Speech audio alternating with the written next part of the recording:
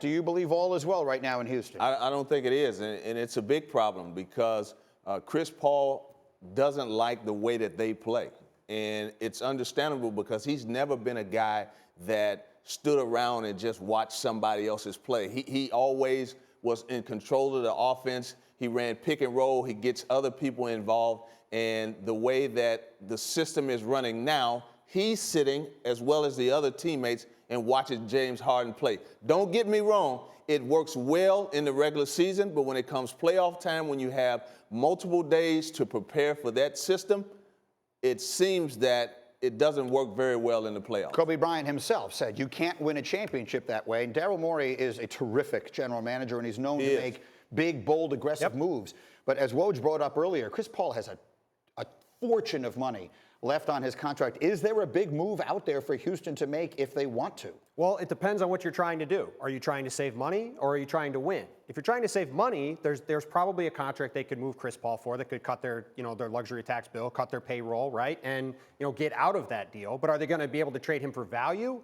That is a much different proposition. At this point, with $120 million the next 3 years coming Chris's way, and as you said, coming off his age 33 season with some decline, I think the chances of that happening are pretty slim. I'm not great at math, but if you saw Hembo just put the numbers there, that divides into $40 million a year plus for Chris Paul at this point. And so I would ask you, DJ, the way James Harden plays, and you just said, look, I believe he should be the MVP of the league this year. I don't think he's going to win, but if I had a vote, I would have voted for him.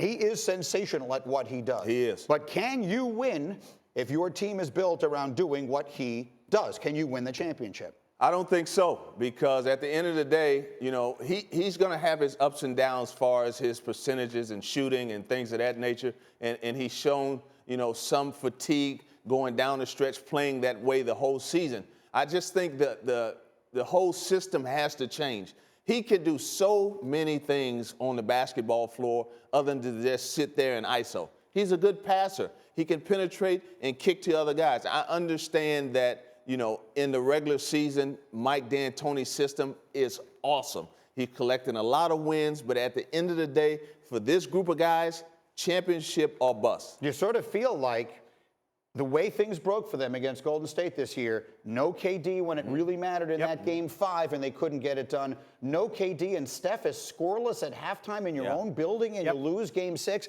That feels like time to say, you know what, we've gone as far as this group can go. Now we need to change direction. Look, they led at the halftime of Game 6 last year in the Western Conference Finals. They led at halftime of Game 7 last year in the Western Conference Finals. They led in the fourth quarter of Game 6 of the Western Conference semifinals this year, right? They lost all 3 of those games. And you go back to that series, they didn't have Trevor Ariza. They didn't re-sign him, right? They didn't use their mid-level exception. They were a guy or two short. And, at the end of the day, you look at the way that season played out, you kept thinking these guys need another player or two, and they just didn't have them. And the owner has basically come out and said, we're going to win championships around James Harden. And if that's your belief, then where exactly Chris Paul fits into that remains, I think, a pretty interesting question going into free agency and beyond here.